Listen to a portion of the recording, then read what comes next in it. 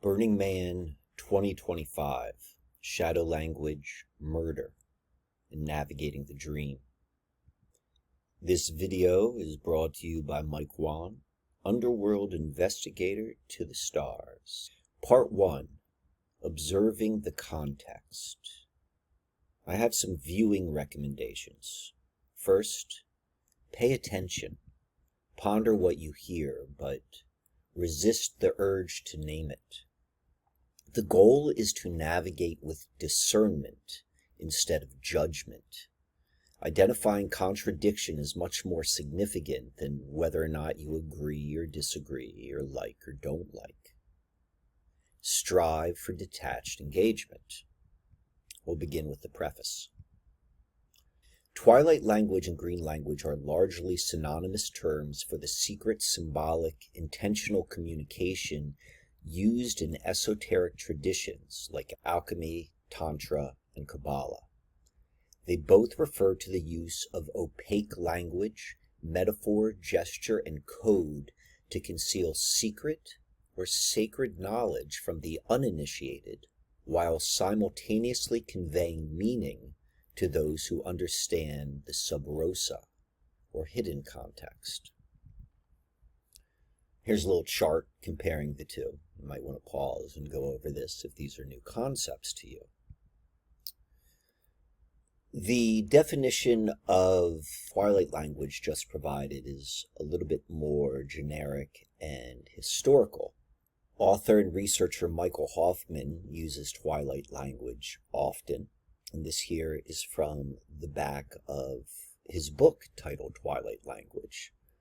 And it says, Hoffman confronts the reader with the magnum opus of the cryptocracy, the reign of dead matter programmed through public rituals, civic magic, human sacrifice, and the Twilight language, which, for the first time since antiquity, audaciously addresses the waking group mind, conveying a compelling projection of a supposedly inevitable future that the author describes as a playbook of machine tyranny and dystopian darkness without end.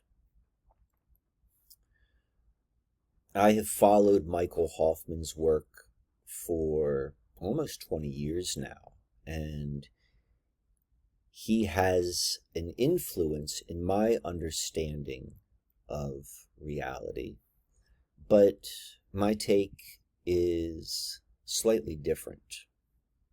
And I want to introduce the term shadow language.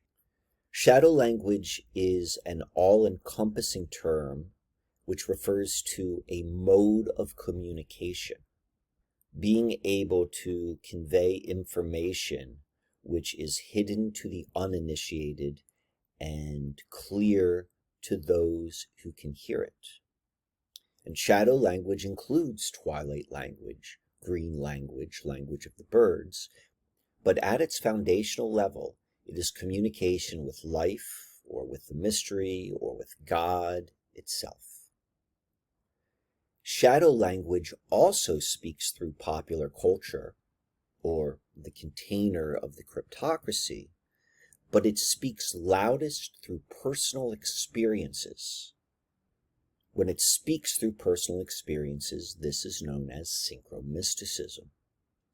Twilight language, in the Michael Hoffman context, crosses every boundary of popular and modern culture. It is mocking and it is gaslighting the sleepwalkers with in-your-face coincidence while denying the coincidence exists. Shadow language does not mock nor gaslight. It guides you through the cryptocracy's house of horrors.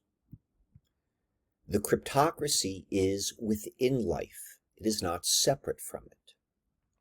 It is a valuable skill to be able to distinguish between the hypnosis of the cryptocracy and the whispers of life.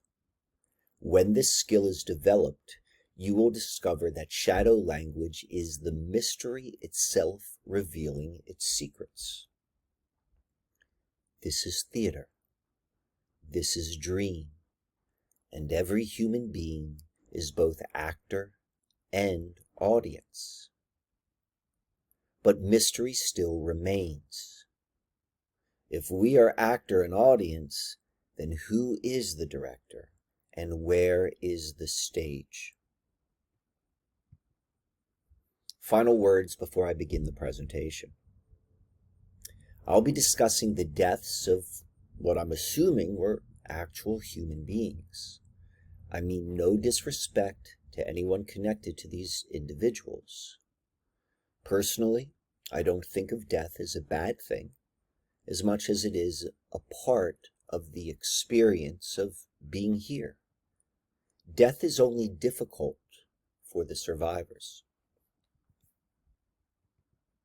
So let us begin. The 2025 Burning Man timeline.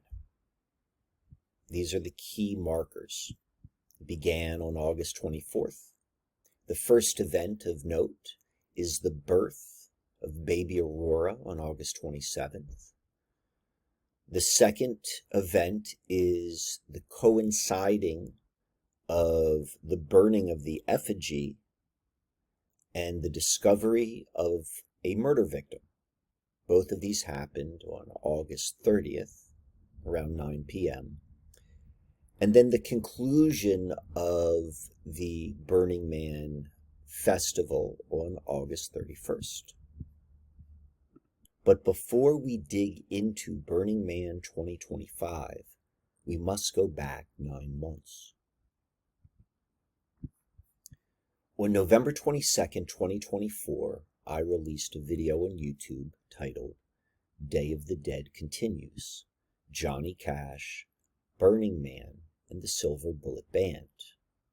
After watching this video here, it might be interesting to go back and watch The Day of the Dead Continues. I am about to go over the highlights of The Day of the Dead Continues, but from the hindsight of Burning Man 2025.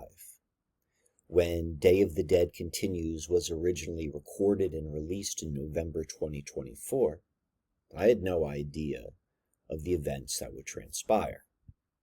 I did not know Andrej, whom The Day of the Dead Continues is a video built around his death.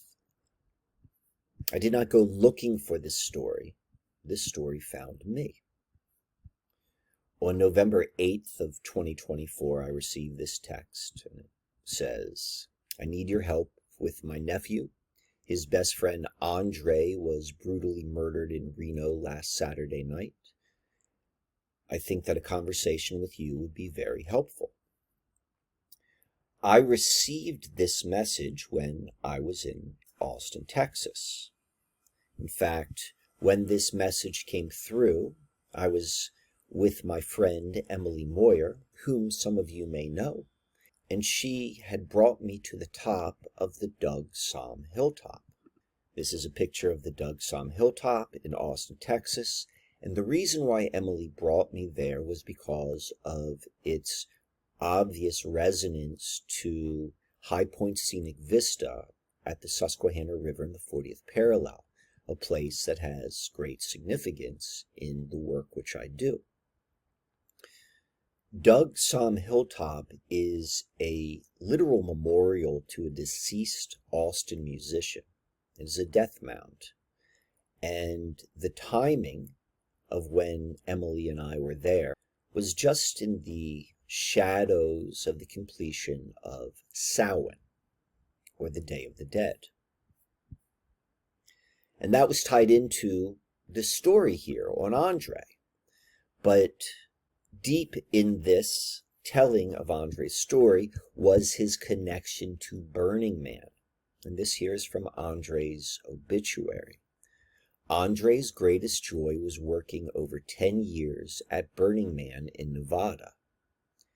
He was contracted with Yellow Bikes Project and with Robot Heart Foundation, a massive sound camp at Burning Man. He arrived for setup and stayed until the end, working for Burning Man, DPW, and the playa restoration team until the desert was pristine again. He couldn't speak highly enough of his Burning Man family, the most loving, loyal friends of all ages and backgrounds. Andrej was not your typical burner. Andrej's hands literally built the festival's infrastructure. Keep in mind, Burning Man has an implied relation to ritual human sacrifice. And Andrej's death had the markers of sacrifice, though wrapped in shadow language. After receiving that text and being able to do a little bit of research into Andrej, I quickly found these articles. And my initial thought, what popped in my mind, was the Johnny Cash song, Folsom Prison Blues, and the line, "I shot a man in Reno just to watch him die." And that line has been in my mind for 30 years because, for whatever reason, it just struck me as odd. But now, upon receiving this message from my friend about a death of a man who was shot in Reno on a death mound named for a musician shortly after the Day of the Dead, my curiosity grew. I continued to search for articles on the murder, and then I found this one from a local TV station. But when I read it, it did not read like a news report. It read like a film treatment. If you don't know what a film treatment is, it is a multi-page detailed synopsis of a film, but it is written in prose form and not as a script. There is a very certain way which news reports are written. This article on the KOLO website reads like a film treatment. If you're curious, stop and pause this video and you can read the article and you'll see for yourself. One of the things which I found most interesting in this article was that the shooter's name was given multiple times, yet Andrej's name was never provided. The shooter's name was John Seeger. Keep in mind, I'm receiving this information from the lens of where I was when the story of Andrej was introduced to me. The murder rings of the song Folsom Prison Blues. I was on the death mound in the live music capital of the world, and John Seeger was the shooter. So obviously, at least in my mind, I'm going to see the connection to famous musician Bob Seger, who happened to be a member of the Silver Bullet Band. And to take it one level further, when you compare pictures of a young Bob Seger to one of the few images of Andrej which was available online, you will see that there is a general resemblance. Andrej Kutcher, a musician and one-time Austin resident, this was revealed in his obituary. He met his demise as if he were the living character of the movie adaptation of Johnny Cash's famous song. Or at least, this is a way of looking at the story from a shadow language perspective. So let's add in ritual sacrifice to the story of Andrej. The Wheel of the Year is a framework for spiritual and magical practices that connects to the natural cycle of the seasons through 8 major festivals. These traditional events are tied to the solstices and the equinoxes and the midpoints between them. And the Wheel of the Year is connected to Celtic or Gaelic practice which also is a foundational connection to Burning Man. And when we look at Andrej's birth date and his death date, we see that they both align, November 2nd and February 2nd, they both align to days on the wheel of the year. His life was literally bracketed by fire feasts. A fire bearer born on Brigid's spark, taken when the gates were opened to the dead. If his story was written in a myth cycle, it would be too neat. Yet here it is. This is shadow language. So it is with the backdrop of Andrej's life and death, we return to Black Rock City and Burning Man 2025. This is the timeline, and what we're really interested in is the birth and the murder. I read a few different reports. It seems to be inconsistent whether or not this is the first birth that had been recorded at Burning Man. A woman named Kayla Thompson gave birth to a baby girl at Burning Man on August 27th, 25. And the news reports are calling it a cryptic pregnancy because she was unaware that she was pregnant.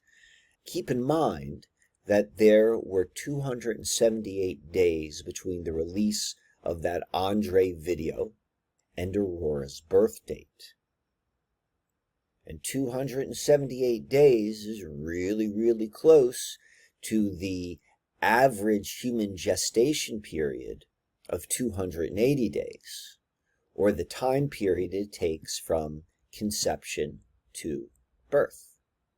But let's keep on going. So maybe that was the first birth that happened at Burning Man. Maybe it wasn't. But the murder on August 30th was the first homicide of the festival's history. And this was big news. And as this was reported, there was a phrase which was used over and over again, which said that the murder victim was found lying in a pool of blood. A large number of news articles and reports used the phrase pool of blood to describe the 2025 murder. Here are the organizations. That phrase was chanted into the group mind. And keep in mind, pool of blood has biblical connotations. Probably the most charged one would be from the book of Revelation. And blood came out of the winepress as high as the horse bridles into a pool that was 1,600 furlongs wide, turning the land into a massive pool of blood. For 5 days, the Burning Man 2025 murder victim was unnamed. And in these 5 days, it created great tension and emphasis around the victim's name. His body was eventually identified and his name was released. Vadim Krudlov. He was the 37-year-old victim and he was from Russia. This is Andrej Kucher, age 36, and this is Vadim Krudlov, age 37. So let's look at the names for a little bit. Vadim is a Slavic name.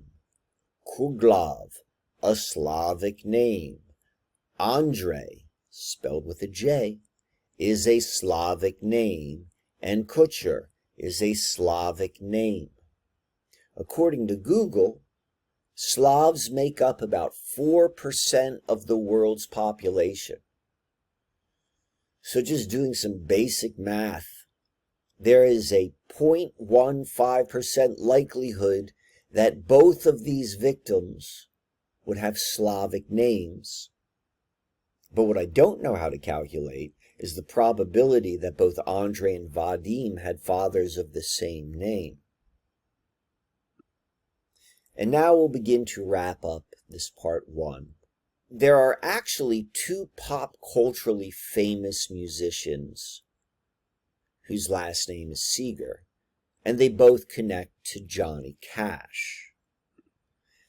And when I was making the video, the original video of Andrej, and when I saw the Seeger name, both Pete Seeger and Bob Seger came up as possibilities in terms of which way I can go.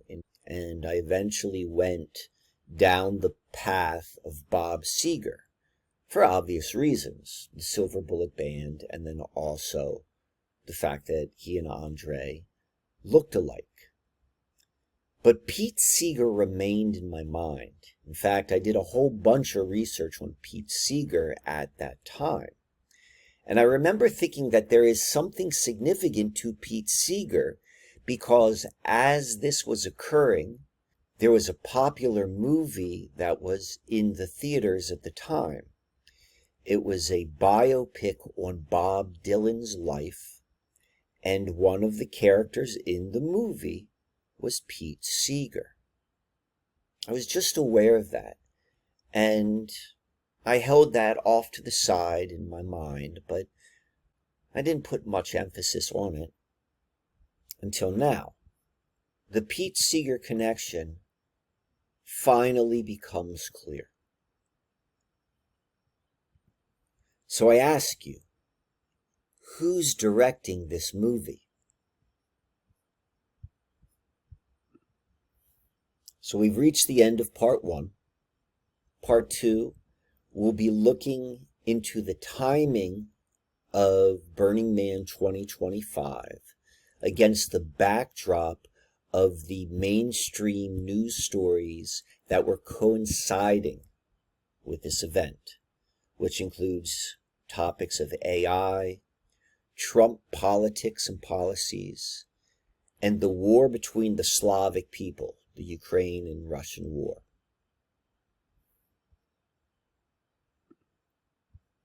One last thing.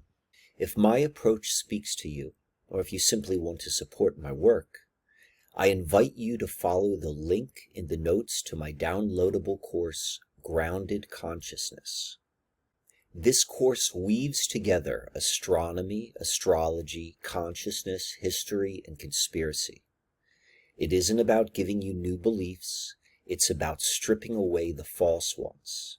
That's the real work for anyone who wants to disentangle themselves from the paradigm and learn how to move through it without unconsciously picking up its sickness. I've taught this course live 4 times to nearly 100 participants. Live has its benefits, but it's also intense. 5 classes, 2 hours each, 10 hours total, and mentally demanding. So I've taken that mountain of material and reshaped it into something more accessible, approachable, and affordable. The downloadable course is a polished version of the original, distilled into 28 modules ranging from 5 minutes to 20 minutes each, for a total of about 4.5 hours. You can move at your own pace. This is not information available anywhere else. It isn't about belief. It's the result of more than 15 years of studying the sky, the self, and the system. The fruit of questioning everything. This course will not hand you the secrets of the universe. No course can, and be wary for any course that claims to do so. But Grounding Consciousness does offer a map for navigating life in the mystery, so you don't get lost in the mist.